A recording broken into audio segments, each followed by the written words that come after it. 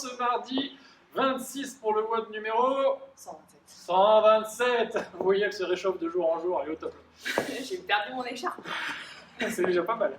Ok, aujourd'hui on va partir sur un Metcon qui sera un 4-time où vous allez alterner entre plusieurs mouvements de gym si vous faites la version complète, un mouvement de squat et de la course. Donc, premier mouvement, 15 dumbbell row to kickback.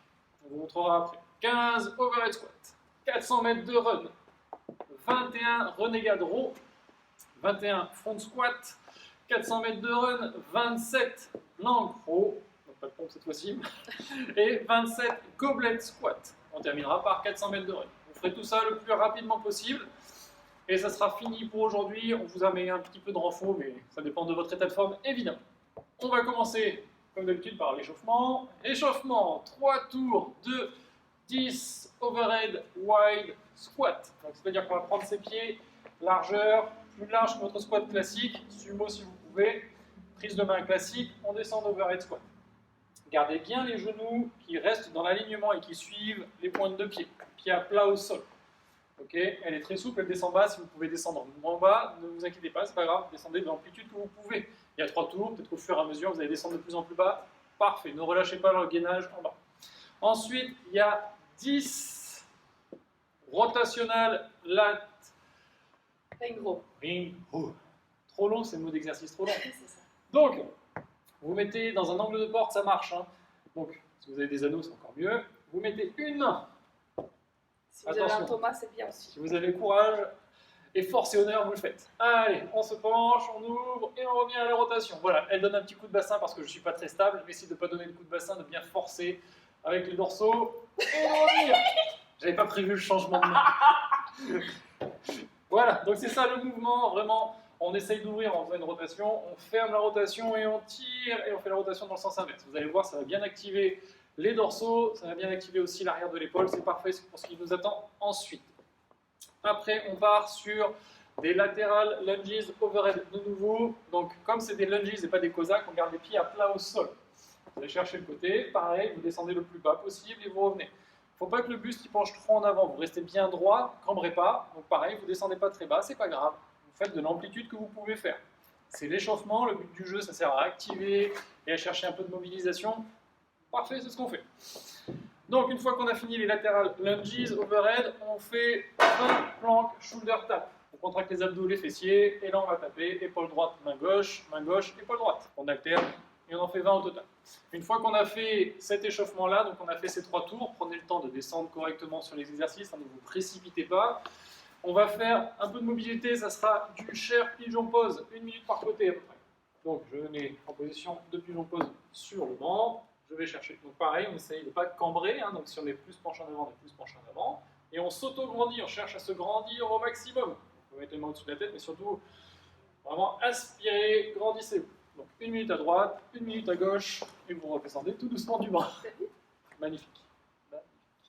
Ok, et maintenant on est parti donc pour le Metcon. Le Metcon, ça sera 15 répétitions de dumbbell row to kickback. Donc le dumbbell row, vous connaissez, on a déjà fait plusieurs. On se penche en avant, on plie un tout petit peu les genoux, on serre les omoplates, on ramène les coudes, et une fois qu'on est dans cette position, hop, on va tendre les bras vers l'arrière pour travailler les triceps.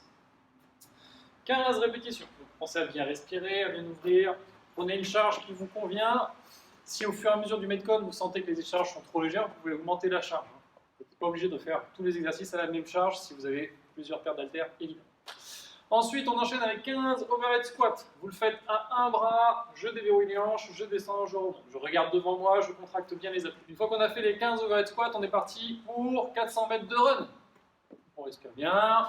Essayez de relâcher un peu le haut du corps, un petit peu les cuisses éventuellement. Et on repart pour la deuxième partie, ça sera 21 renegade row. Donc renegade row, on se met en position de planche, les mains sur les haltères.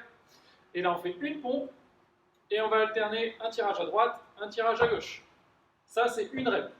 Et vous en avez 21 à faire. Donc n'oubliez pas, la pompe c'est une planche dynamique. Donc, quand je descends les épaules, le bassin descend aussi. Tout doit descendre et monter en même temps. 21 répétitions.